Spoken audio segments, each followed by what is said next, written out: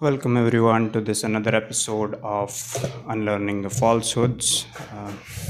Today in this episode we are going to bust this bubble that was created by, I wouldn't exactly call them historians, I would call them fiction writers. So there was this myth of Ganga Jamni Tehzeeb that was created by a group of historians. They like to call themselves as historians. I call them fiction writers, but nevertheless, and how am I going to bust that myth? Because there are people out there, there are tons of videos on YouTube and other social media platforms where some of the scholars, academics, and everyone has busted myths of the Ganga Jamni Tehzeeb. But today, what I'm going to do is, towards the end of this episode, we are going to read out some of the debates in the Westminster Parliament of the British. Okay, what exactly were they discussing in 1909 in their parliament? Okay, now why would this matter?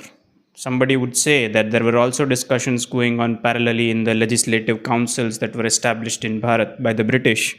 So why would these be any different? Because these debates, they were undertaken in their country, into their parliament, so they were talking more in the comfort of their own home. So they were very much forthcoming about the thoughts and ideas beneath what were laws that were being legislated back home in the legislative councils. All right, so these discussions would be frank, these discussions would be very forthcoming and very direct about their moves and their intentions. All right, so in the previous video we ended this question about the British knew. All right, uh, they were in the knowledge of the things that the society that we have encountered in Bharat is like extremely different. Okay, sky and land different. Back home in Britain, they were used to governing a society that was homogeneous on the lines of Christianity. Okay, there wasn't exactly too much diversity in their community back home. What did they have back home? They had the Catholics and they had the Protestants.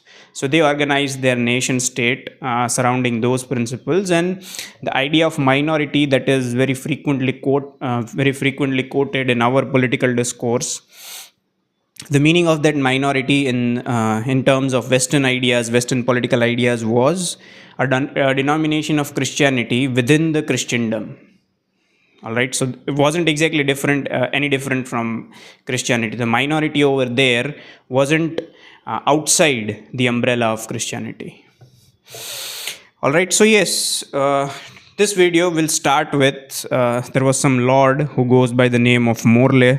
He made this statement in October 1908. Let's listen to his words, and that would set the tone for this video. What are we in India for? We as in the British.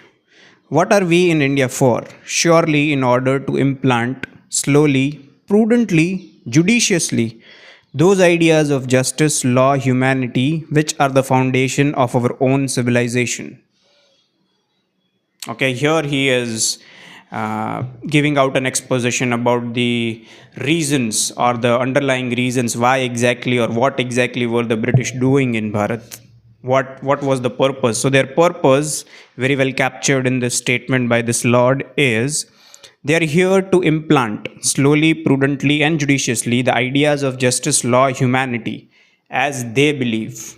Now, I would appeal to your reason. Do you really think they were successful?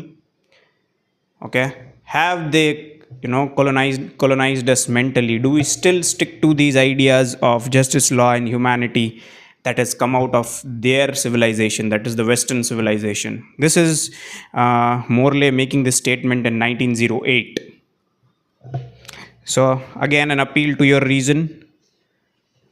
How exactly has it changed your outlook? Is there a colonial lens through which you view the world?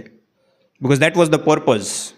Okay, that was the purpose why they were here. And one real life manifestation of this particular undertaking that the British took, that is to feed you these ideas of their own civilization, so you grow up and come so far from your own cultures, come so far from your own tradition that you don't recognize these things anymore.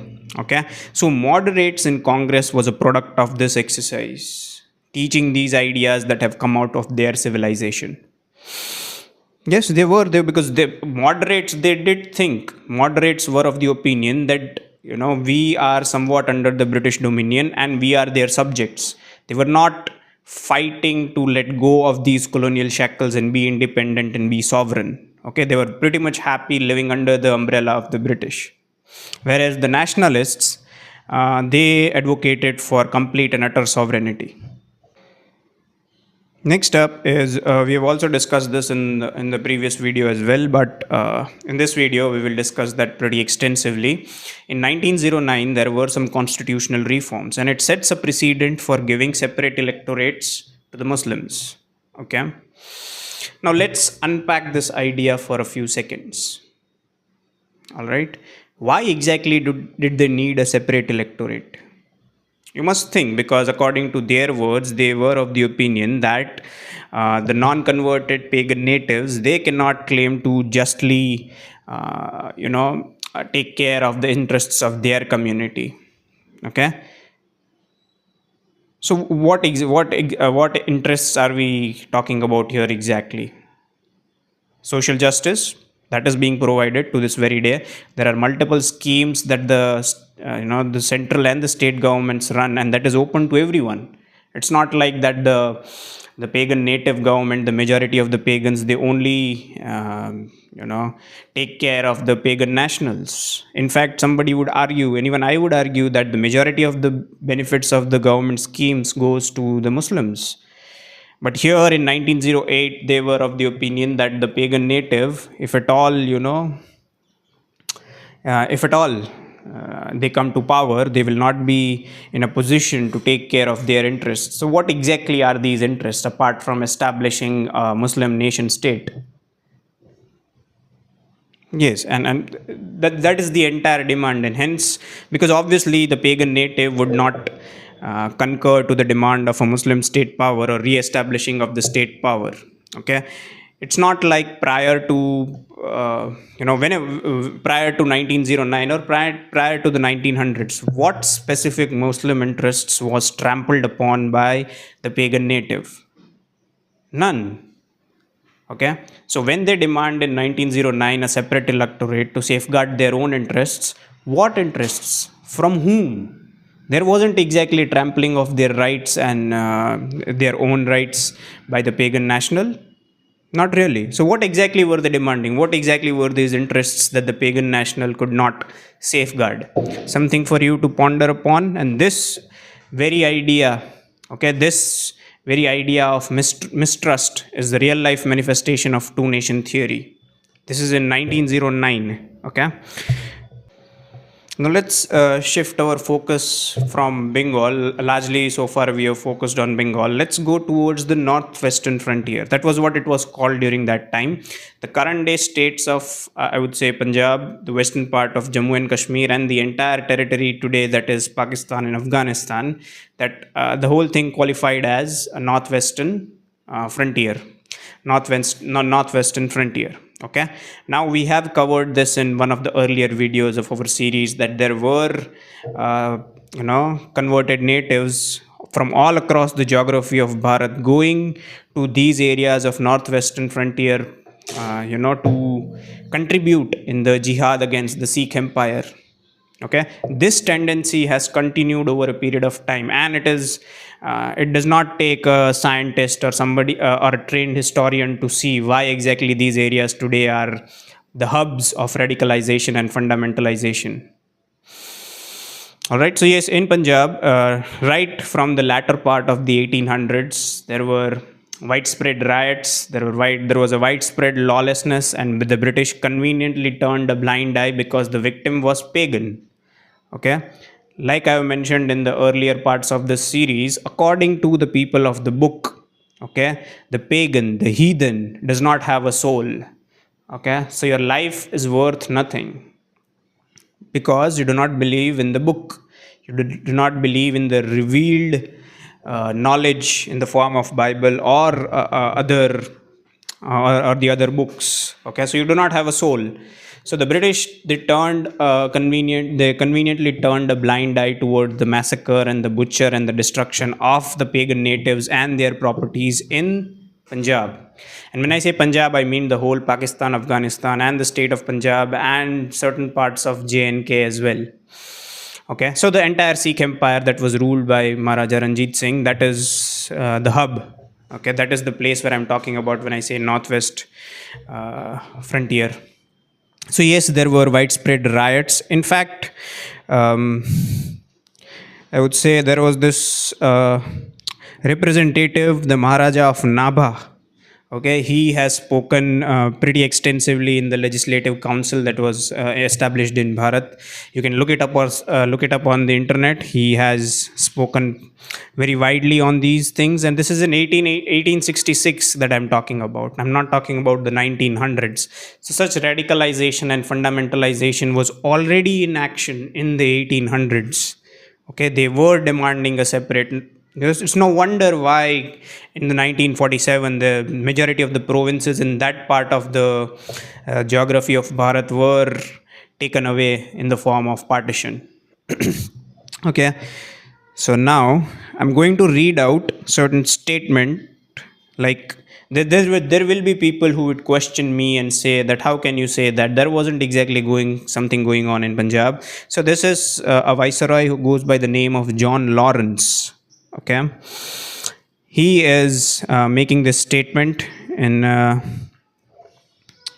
in the legislative council, and this is he speaking, not me. Let's see what he had to say.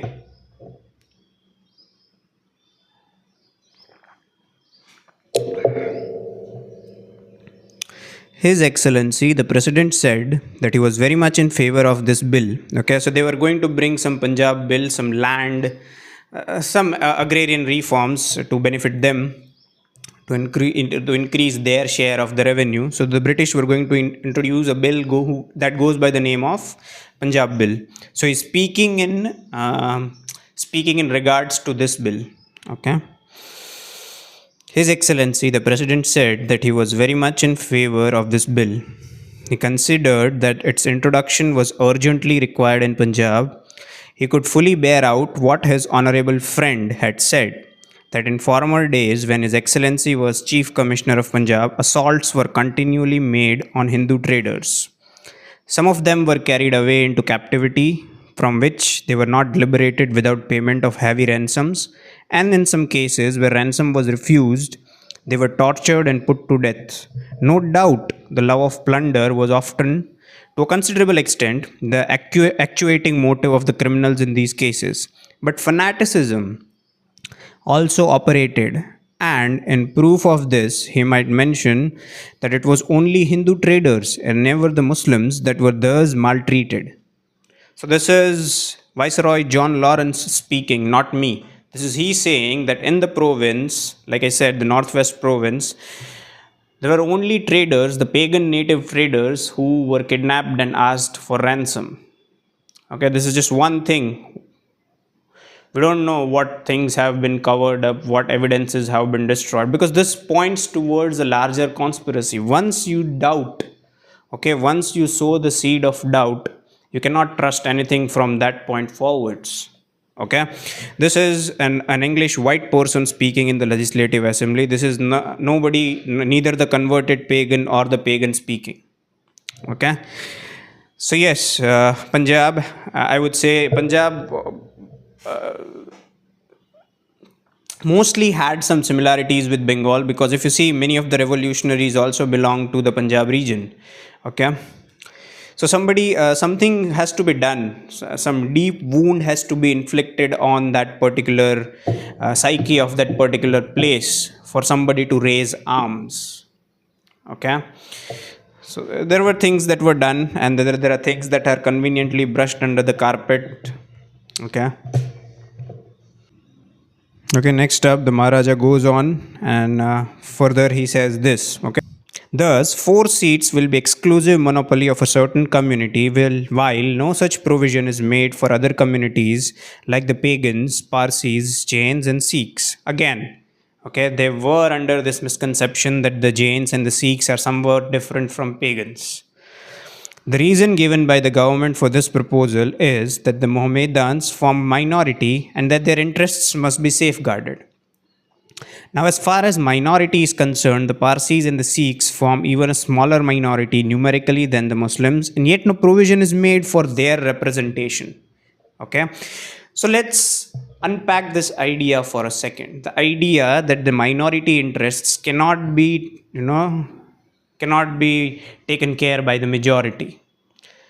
All right, so if indeed this was true, if indeed it had some shred of truth in it, why, let's assume for the sake of argument that Jains and Sikhs are somewhat different from the pagans, which they are clearly not. But again, British, they did not have sufficient understanding of the belief and the faith, the native faith of the pagan, so they classified Sikhs and Jains as different, which clearly is not the case. Okay, so let's assume for the sake of argument they are different from the pagans. So it is, a rational mind would again ask, all right, that why isn't exactly these minorities competing, for political domination or political representation, that their interests cannot be looked into by the pagan nationals? Why is it only the Muslims who think? Because there was clearly, because these seeds had been sown, now the fissures had deepened. The Wahhabi worldview, the Dehlavite worldview, the Barelvi ideology was clearly at play over here, and they had managed to successfully drive a wedge between the converted pagan and the pagan.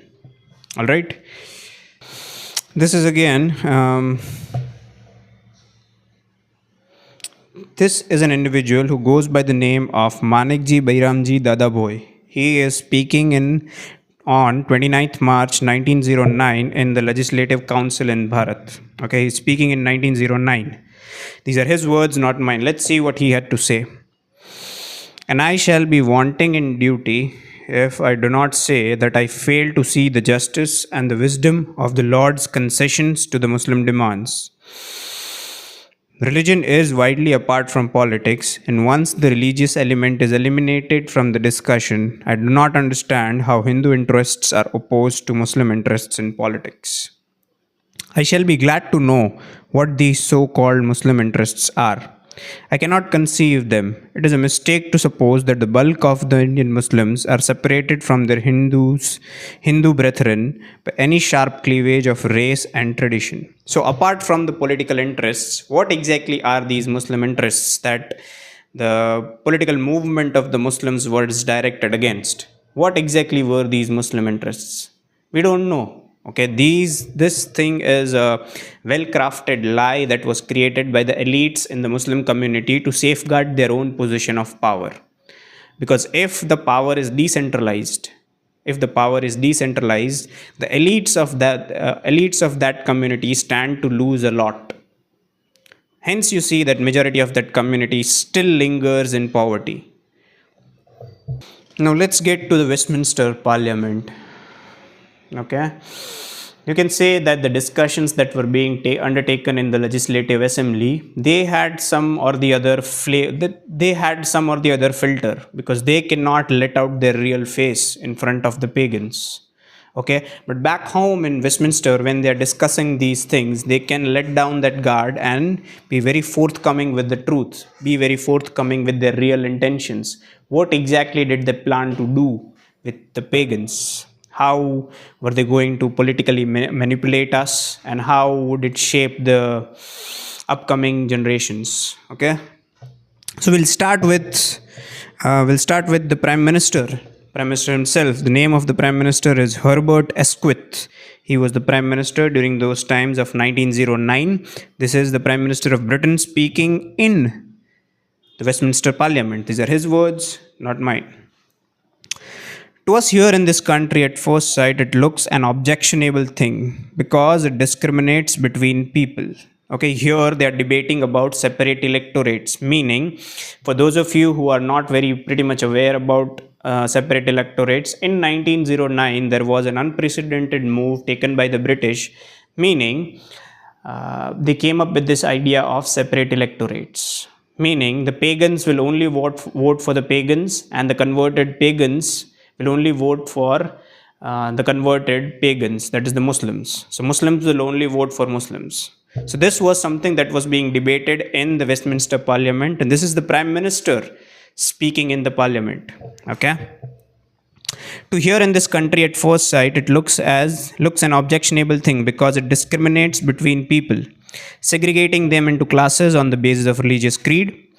I am sure the noble Lord will not regard that as a formidable question because the distinction between the Muslims and the Hindus is not merely religious, but it cuts deep down, not only into the traditions and historic past, but into the habits and the social customs of people.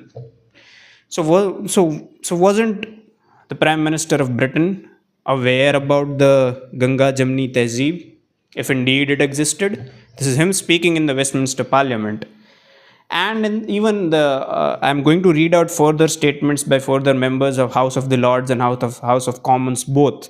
None of them mention this syncretic culture that, this fictional writers of our history textbooks have managed to convince us. Because here is clearly saying that deep down they are not same. They are clearly different race, clearly different people, clearly two separate nations. This is again Charles James O'Donnell. Okay, he's again speaking in the Westminster. This is the House of Commons. He was responding to the Prime Minister's statement, and this is what he is saying. I do not wish to say one word. It would be impossible and unjust to say one word unfavorable to the Muslims. Their faith is a noble one and contains some of the very finest ideals of Christianity, besides the conception of one great all-merciful God. We have established this in our previous videos, that there was this alliance of mutual benefit, alliance of mutual convenience. Why? Because both of them were the people of the book. So this is here a member of Parliament speaking in the Westminster about the nexus between the Christians and the Muslims to corner the pagan. Okay, he goes on further to say this. A deputation waited on the Secretary of State and was received by him with great courtesy. It was a deputation of the Muslims. I cannot help remembering that 3 years ago, the Hindus of Bengal, the nobility and the great traders, the loyalists, the landlords, desired a deputation from their body to be received by the Lord, the Secretary of State, to protest against the partition of Bengal. Before the 1909 scheme of separate electorate was announced, in 1906, 41 members of the Muslim League, they went to Shimla to meet whichever lord was in charge during that time, and they were granted they were granted a meet with the viceroy. But when similar request was placed by the pagans, by the pagans of Bengal, they were denied this request. Okay, so clearly there is favoritism and partiality at work over here. This is again Donald Smeaton. This is again Donald Smeaton speaking in the Westminster. Let's see what he had to say. My knowledge extends to the vast bulk of the Muslim population outside Bengal, and I must challenge the historical accuracy of my honorable friend when he declares that there is no substantial difference in race or manners or interests between the Muslim population and the Hindus. So there was one section inside the Westminster Parliament who were arguing that no, these people are not different, they are clearly one race. So this person, Donald Smeaton, he's speaking in opposition to the idea that no, they are not the same race. There is clearly two nations that play over here. They are clearly a different race. This is him speaking. These are his words. I'm quoting him verbatim. Okay, let's see. The Muslims of Eastern Bengal are, I know, of very meanest sort of the followers of Islam, and they were comparatively recent converts. But when he talks of recent converts, he really means the converts of 5, 6 or 700 years ago. That conversion really connotes a difference in race because during these several hundred years, social distinctions have been gradually widening between them and their pagans. Until now, they really are not only a different religious sects, differing in every conceivable point of religion, but they have become a different race. In the parts of India, which I know well, there is the whole of northern part of India in which the fighting Muslim races live and flourish. Here he is talking about the Punjab region. Not only are they of a different race and speech, but are of a totally different nature altogether. They will have nothing to do socially or politically or any other way in which the pagans among them live. They are a completely separate community. Okay, so did not this fellow Donald Smeaton, who is speaking in the Westminster Parliament, wasn't he aware about the Ganga Jamni Tehzeeb? I think not. Okay, it rather comes as a slow shock, as a knee jerk shock to certain people who have grown up and have been fed these lies of Ganga Jamni Tehzeeb, and when they suddenly discover that isn't really the case, and unfortunately for most of us, it is very late when we realize there isn't exactly one, because during your childhood and adulthood years, you grow up believing that there is some syncretic culture. But when you grow to a certain age, you come across certain sources, you start reading, you start paying attention to what is happening across you. It is usually too late before you realize that there isn't any syncretic culture. Okay. So this is another member, Jason Hicks. Okay. Now here he is focusing about the Muslim loyalty towards the British cause. Remember, the Christians, they need the Muslims to corner the pagan, to prolong their rule over this colony. Why? Because one of the reasons to begin with is the colony of Bharat for British was a cash cow, meaning the amount of profit that we were earning them was way, way more to let go of this colony. So they were right now in the process of prolonging their rule by whatever means possible, their political control over this colony. So they were indulging in political maneuvers. One of them was this separate electorates. Okay. So let's see what Jason Hicks had to say. I should like to say one word on a matter of detail with regard to the Muslims. The member of the Nottingham suggested that the Muslims and the Hindus were of the same race and almost of the same creed. I cannot concur in this expression of opinion, but the Muslim is perfectly willing to be ruled by the Englishman. Okay, this is he saying. While the Muslim is perfectly willing to be ruled by an Englishman, you would find throughout Bharat that he is not willing to be ruled by the pagan. And if you establish any system like in the executive council or in the legislative councils whereby the pagan gets preponderating power, you will turn the whole Muslim population against us. Today, the Muslims are the most loyal of the population of India. They are devoted to English rule, but if we throw them over and put them under the heel of the pagans, who have for centuries past been somewhat bitter opponents of their religion and race, you will have the Muslims just as disloyal as large sections of the Hindus are. Here he is speaking about the fact that if you had to prolong the British rule over the colony, you had to win over the Muslims to their side, meaning the British side. So they were clearly conscious of the fact that there were three political factors over here. One is Christianity, another one is Muslim, and the last one is pagan. Now clearly the first two were the people of the book. Okay, so there was some common ground between them, whereas the British did not have any common ground with the pagans. All right, so these are their members of parliament speaking. These are not my words. Okay. Okay.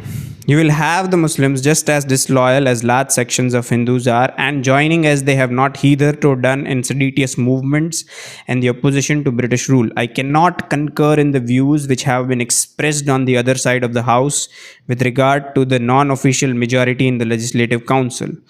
That provision is bound to produce intense friction. Weren't these people aware of syncretic culture? Something for you to think about and appeal to your reason. If indeed there was syncretic culture, why weren't people speaking about it? So I think this should be sufficient enough. These arguments or these discussions and debates were undertaken in the Westminster Parliament. These are the leaders who were speaking in their legislative body that clearly says that there was no syncretic culture. Okay, then that again raises the question, why exactly were we made to believe that there indeed was a syncretic culture? Now, I would say there. I have to say some word of caution over here. There will be people out there who will interpret this as a call to war. No, that is not what I'm doing. I'm simply bursting some myths that were perpetuated by history textbook. If indeed there are evidences, then you might bring them forward. Okay, but these are literary evidences. These do not lie. So if you can disprove them, I would very much encourage you to do, but I'm simply just bringing out the lies that were perpetuated. Why were these things exactly taught to us, or taught to us in the first place? There has to be some underlying motive behind it. Nobody, like, if you really believe in the rational mind, if you believe in the rationality of things, then you would know that things don't happen without any reason. Nobody does or undertakes any massive exercise on such a massive scale without expecting any material benefit out of it. So why was it exactly in 1947 and post 1947? There were some myths and lies that were propagated in our history textbooks, and multiple generations out after transfer of power in 47 have grown up and fed on these lies. And these lies have been promoted not just through our history textbook, but through movies and through whatever medium was at the disposal of the government of the day. Right? So that's it for this episode of Unlearning the Falsehoods. I will see you guys in the next video. Thank you for watching.